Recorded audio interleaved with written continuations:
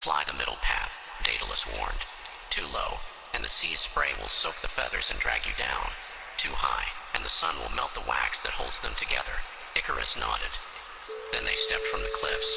For a moment there was only falling, then the wind caught their wings. The air lifted them, and suddenly they were soaring above the sea. The island shrank beneath them.